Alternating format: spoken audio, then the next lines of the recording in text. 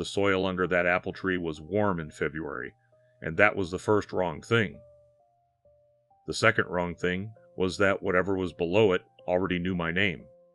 I had never been in that garden alone before. I had only ever gone in with Marion, the woman I cared for, who had pressed her palms to that same ground for 40 years and spoken to it the way some people pray, attentively expecting to be heard. She had told me it was listening. I had written that in my daily log as a symptom of her dementia, and thought no more about it. Then I knelt beside the apple tree in the cold February air, months after she had been moved to the memory care facility, and pressed my hands flat against the earth. And something deep turned toward me, not toward the sound or the warmth of me, toward my name. The name Marion had given it the previous October, pressed down through her palms into the dark as a gift. My name is Roy. I am 71 years old, and I have been retired for 6 years, and I have chosen to live on the 3rd floor of an apartment building with no yard, no balcony planters, no potted herbs on the windowsill. People think this is the habit of a man who has simply grown tired of gardening. I let them think that. The truth is more specific than tiredness, and it belongs to Marion, and to the garden behind her house, and to the thing I have spent 8 years trying to unknow. I was Marion's home health aide for 2 years and 4 months. I arrived at her house at 7 each morning and left at 4:30 each afternoon. I made her breakfast and measured her medications and checked her blood pressure and talked with her through the long, quiet hours of the day. She was 78 when I started, 79 when the October of which I am speaking arrived, and in all that time I never once doubted that she was the most clear-sighted person I worked with. The dementia confused her sometimes. It took words from her, scrambled time, made her husband present and her daughter occasional. But Marion's core attention, the way she observed and reported what she observed, never slipped. When she told me something, she meant it precisely. That is why I am telling you this, because a precise woman told me something, carefully, over the course of weeks, and I did not listen carefully enough until it was too late to matter. I had been in elder care for 31 years before Marion. I started young, barely 20, working in a memory unit at a hospital in the Midwest, doing the work nobody else wanted to do, which was fine by me because I was young, and I thought proximity to the difficult parts of life would make me resilient. I was right, though not in the way I had imagined. What it made me was patient.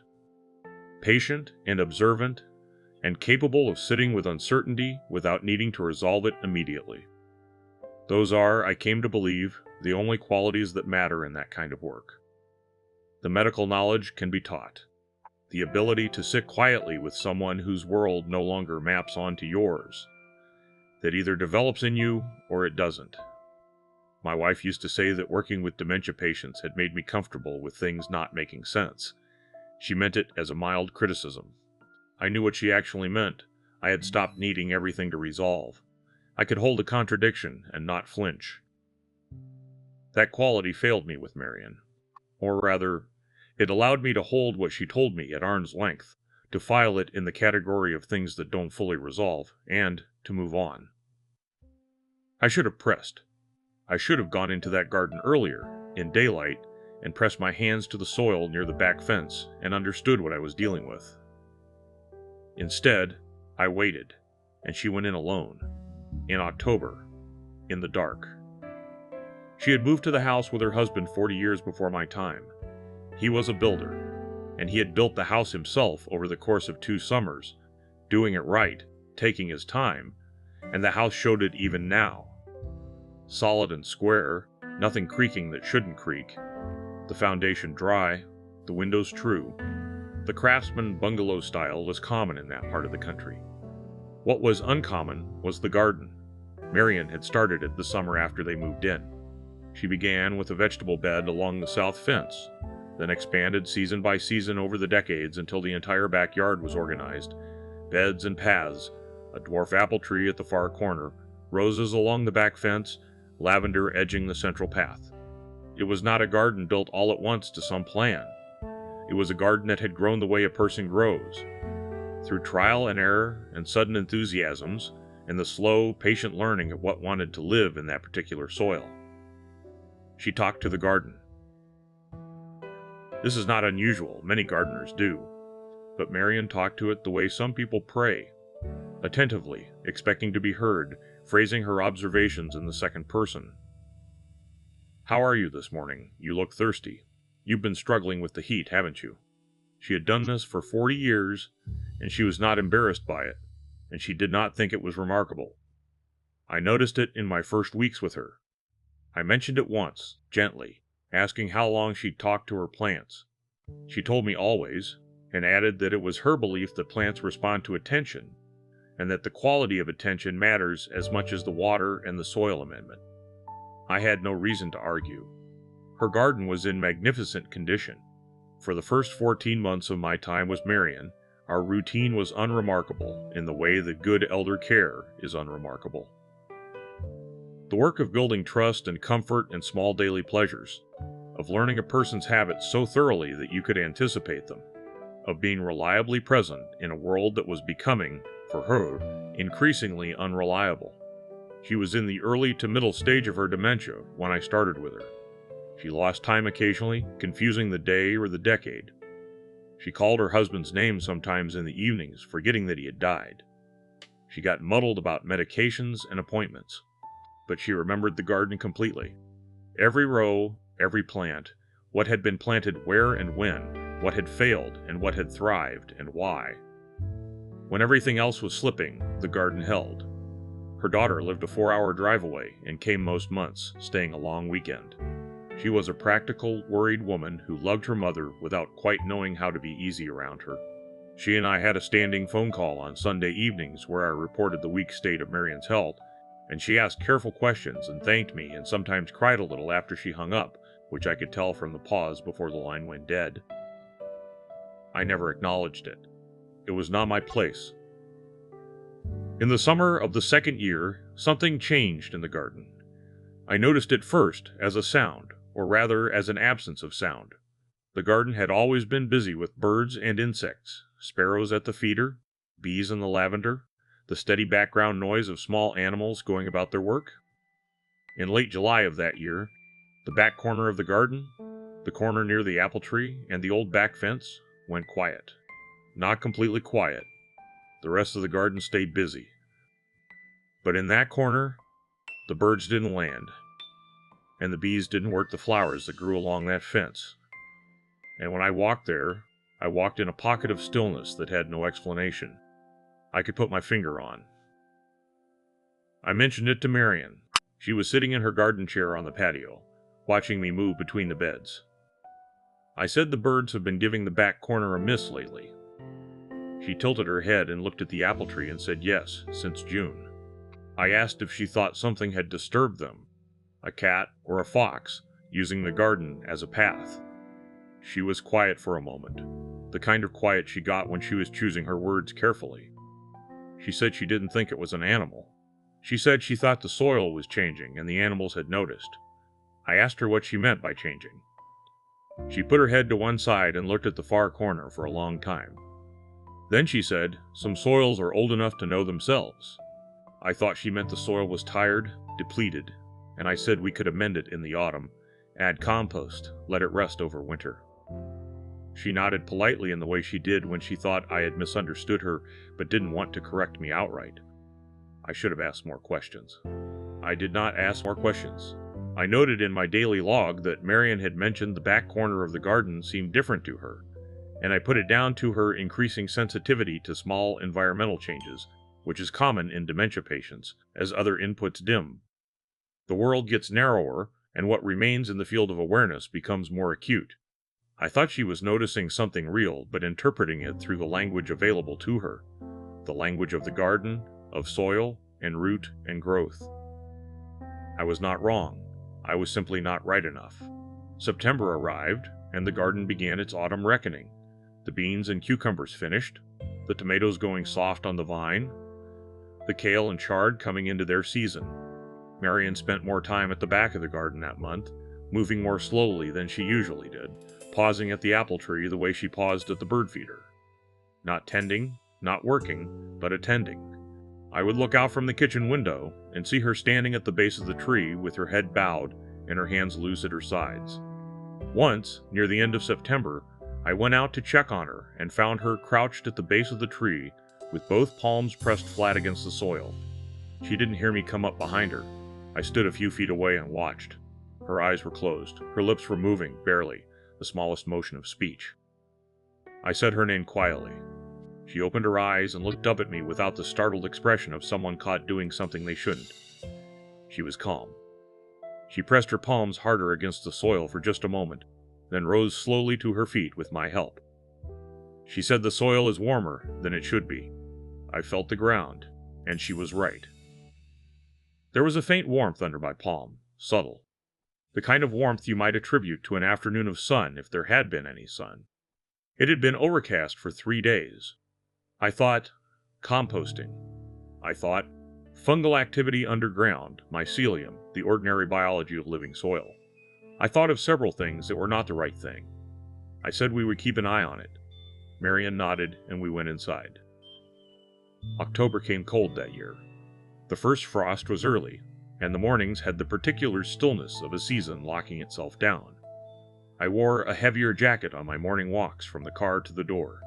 Marion wore her cardigan and her wool shawl, and sat in the warmth of the kitchen rather than taking her usual morning walk through the garden. She watched the garden from the window instead. On the 1st of October, a Tuesday, I stepped out to cut chard for dinner, and the smell near the back fence stopped me in the middle of the path. It was not unpleasant exactly. It was the smell of stone that has been very far underground for a very long time. Mineral and cold, with a depth to it. An impression that you were smelling something with more layers than you could reach. Not rot, not earth, something older than either. I stood in the path and breathed it, and thought about where it could be coming from. A broken drain, maybe. Something from the neighbor's yard, carried on the wind. I crouched and pressed my hand to the ground near the fence. The soil was warm again. Warmer than September, warmer than made any sense in the first week of October after a cold night. I pulled a few chard leaves.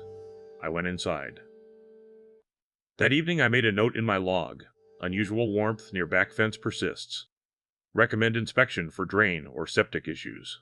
I thought I would follow up on it that week. I did not follow up on it that week. On October 2nd, a Wednesday, Marion was quieter than usual through the morning. She answered my questions, but didn't volunteer much. She sat at the kitchen table after breakfast with her hands folded and her eyes on the garden, and at one point, unprompted, she said, "It has been patient, Roy. I cannot imagine how patient it has had to be." I asked her what she meant. She looked at me and said, "The one in the garden." I asked her to tell me more about that.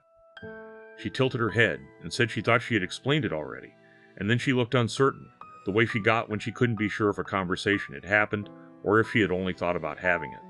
I said, "Why don't you explain it again? I want to make sure I understand."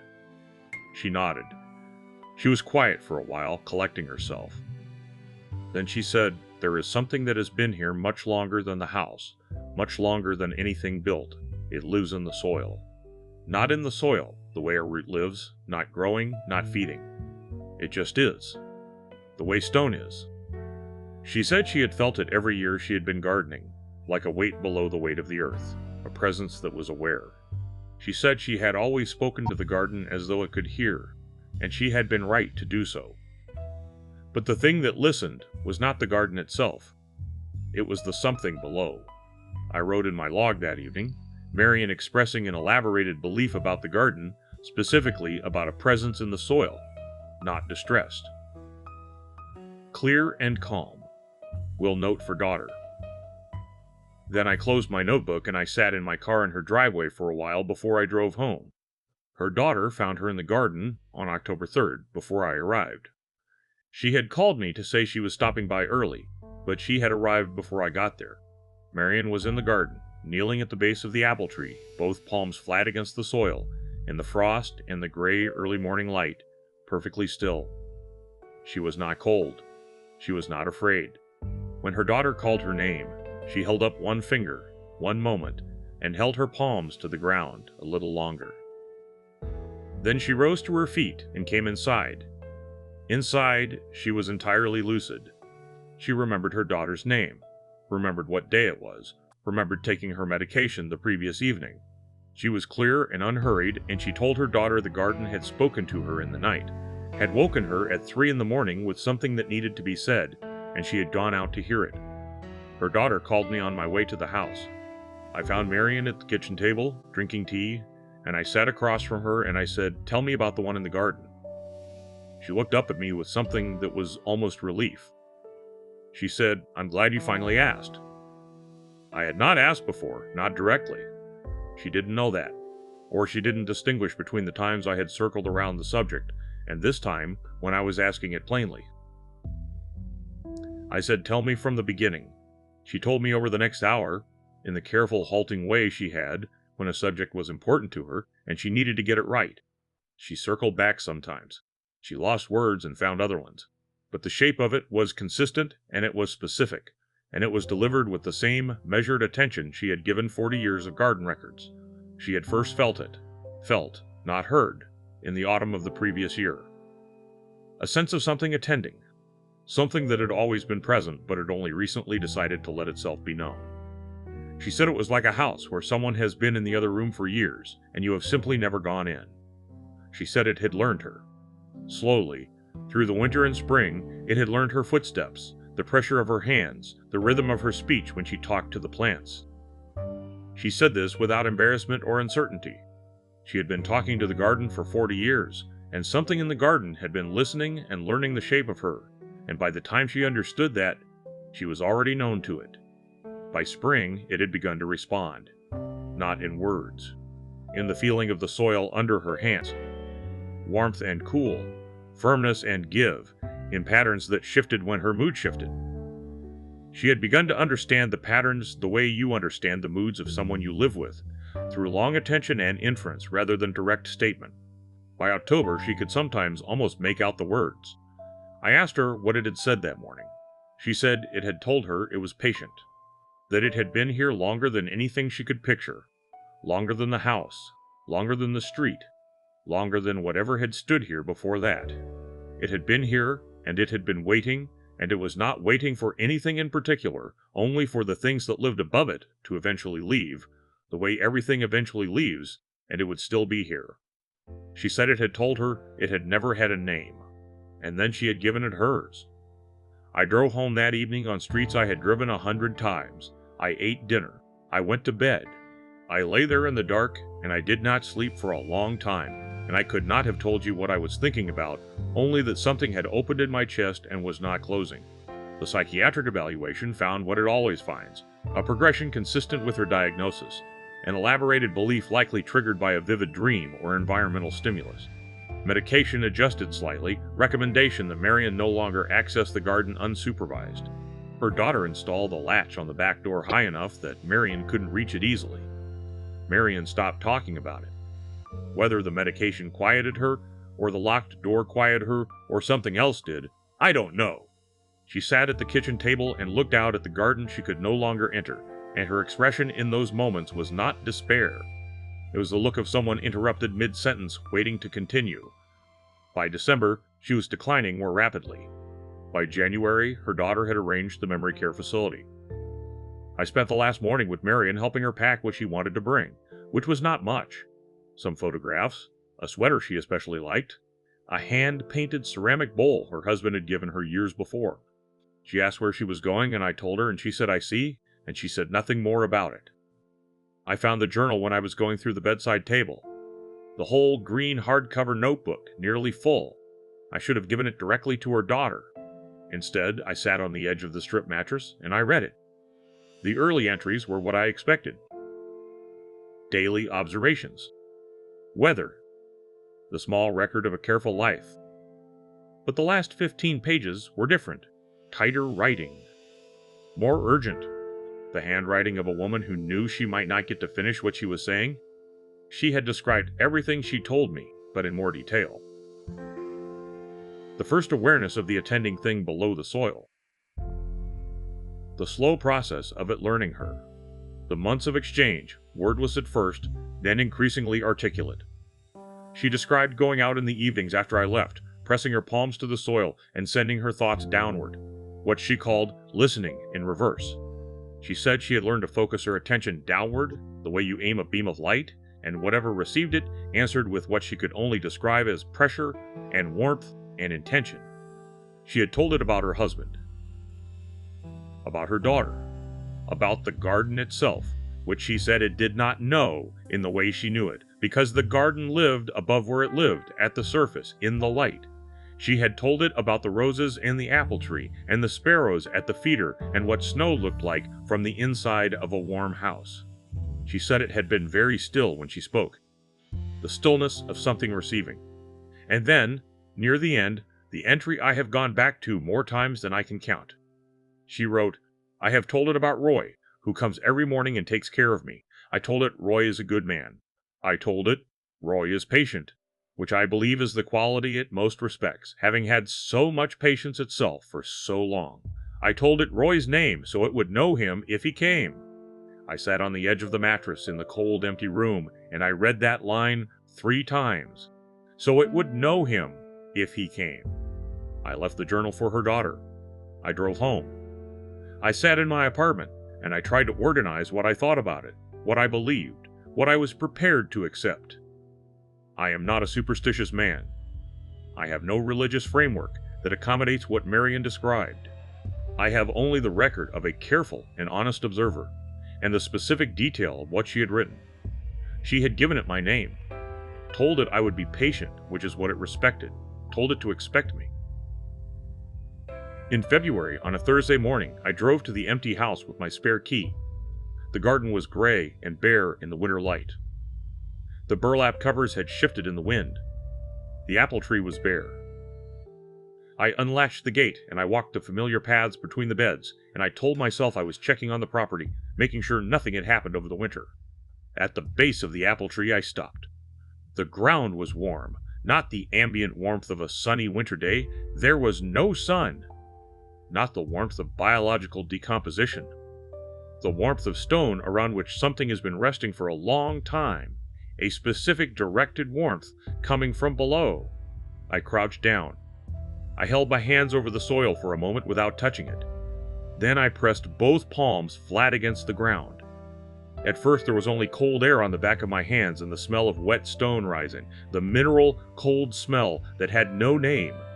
I crouched there and I thought I had made myself ridiculous.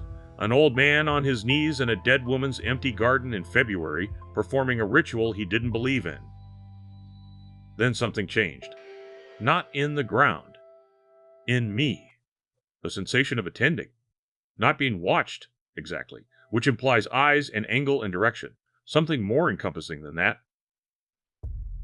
The sensation of being in the field of attention of something that had no eyes, but had other ways of knowing. The way you feel, sometimes, in a dark room.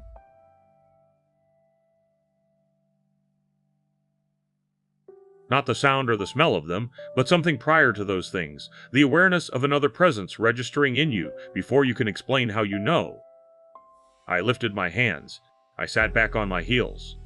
I looked at the apple tree, the dark boards of the back fence, the gray February sky. I breathed. I thought about getting up and leaving. Then I pressed my palms back to the soil. It was there.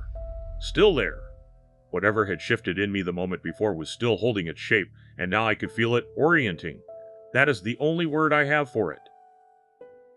Something vast and slow, deep below what my hands could feel, rotating. Not physically. I don't mean physically. Rotating its attention toward me. The way a sleeping person turns their head when they hear their name. A vibration began. Not sound. A frequency below sound, felt in the sternum and the jaw and the long bones of my legs where I was crouched against the cold soil. A frequency that had structure to it, that had the shape of information, even before it resolved into anything I could name. And then it resolved. My name. Not spoken. Not written. The shape of it arriving the way your own thoughts arrive, not as sound, but as meaning, not as a voice, but as a knowledge. My name, settling into my chest like something that had been filed there long ago, and had only now been pulled from the shelf. It knew me, not from anything I had done in that garden, not from that morning, not from February. It knew me from October, from the night Marion had pressed her palms to the soil and sent my name down into the dark with her other gifts. It had been holding my name since then, in whatever it held things, which was not a place I could imagine, not a storage I had any framework for. It had been holding it, and it had been patience, and I had come, the way it had been told I would come. I yanked my hands from the soil. I stumbled to my feet. My legs were not right.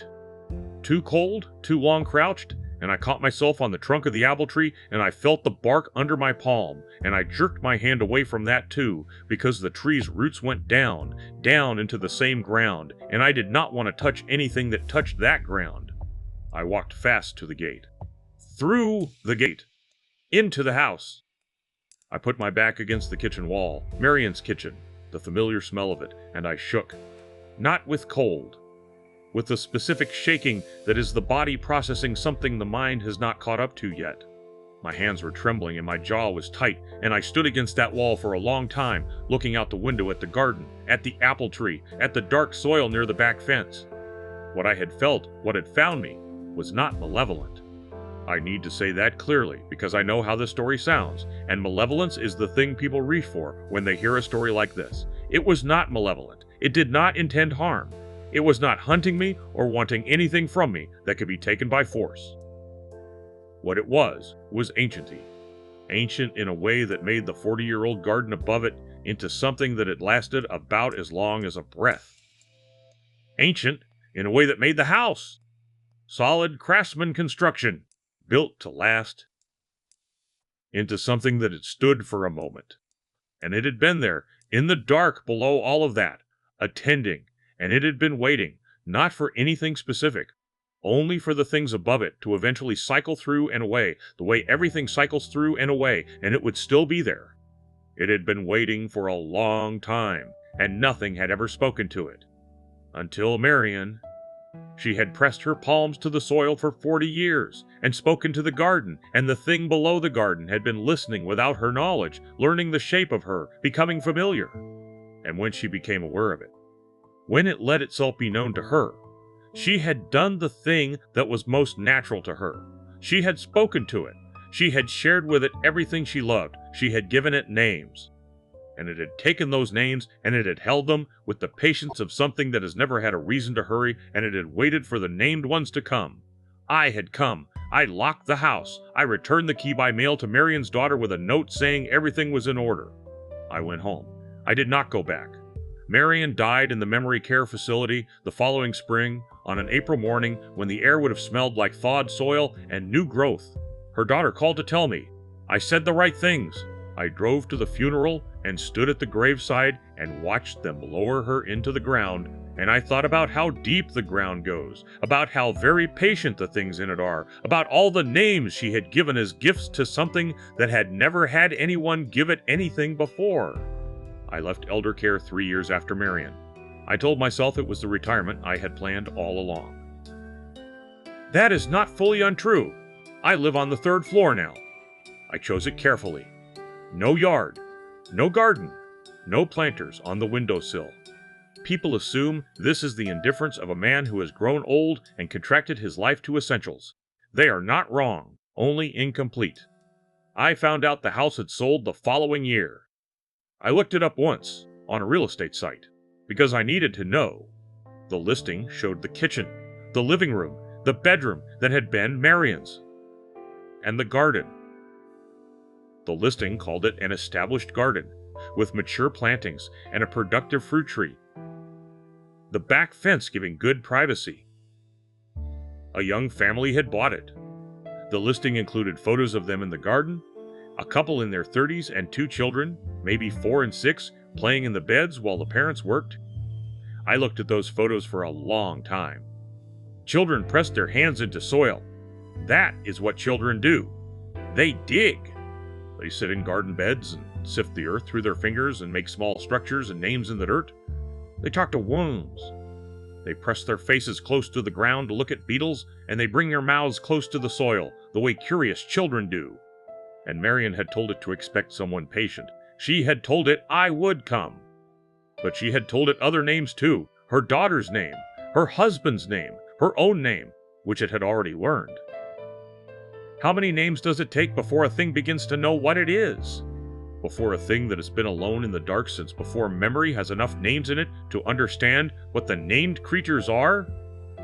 I tell myself, these things cannot be answered. I tell myself I do not know what it wanted, and I don't. Only that it was not malevolent, only patient, only gathering. I tell myself there is nothing I could have done. That is not fully true, but it is what I tell myself. Most nights I sleep well. This surprises me. I had expected the opposite. Had expected the kind of sleep that is full of the thing you are trying not to remember. Instead, the nights are mostly quiet. It is the evenings that give me trouble. Last night I lay in my bed with the window cracked and the sound of the street coming up from below, the city going about its city business, and I was thinking, which I know I should not do in the evenings, I should not think about any of this in the evenings, I was thinking about what Marion had written, about learning to send her thoughts downward, about listening in reverse. I was lying on my back with my hands flat at my sides, open, relaxed, an old man's posture for rest, and I became aware, slowly, the way awareness sometimes arrives without announcement, of a sensation below me that was not the mattress, and was not the building, and was not anything I could attribute to the ordinary world of floors, and foundations, and basements, and the cities underground. A sensation of something below all of that. Very still, very vast, turned upward. I do not know how it could be here. I am many miles from Marion's garden. I do not know the geography of what she spoke to, how far it extends, whether it has edges. I had assumed it was local, bounded, contained, belonging to that one corner of that one yard. I had built my whole post, Marion life on that assumption. My hands were flat against the mattress. Flat. Open. Still. Something far below the building pressed upward toward them, slow as stone moving, patient as only something with no conception of time can be patient. And I felt it, the way I had felt it in February, the warmth, the vibration, the specific settling sense of being known. It had my name. It had been holding my name since the October before Marion was moved. 8 years for something that does not experience time, the way I experience time. 8 years is nothing. It had been waiting with that enormous mineral patience, and I had not come back, and still it had kept the name. I did not press my hands to the mattress. I lay very still, breathing, trying to keep my hands open and loose, and not make any motion that might read as intention. The recognition held below me, steady as weight. Patient as everything it had always been. After a long time, it released, or withdrew its awareness, or simply rested again the way it had always rested, turning back to whatever it turns back to when we are not there. I lay in the dark for another hour before I slept. This morning I got up, I made coffee. I looked out the window at the city, the street, the ordinary surface things. There is a crack in the sidewalk across the street. It has been there since last winter. The city will get to it eventually, but until then the soil shows through, dark and wet, a strip of the earth below pressing up. A sparrow landed on the edge of the crack this morning and pecked once at the soil and flew away. I watched where it had been for a long time. Then I poured my coffee down the sink. I rinsed the mug. I set it on the drying rack and I looked at my hands, flat on the rim of the sink, and I thought about Marion on her knees in the October frost, one finger raised. Just a moment. Something below the city was still waiting for me to press back.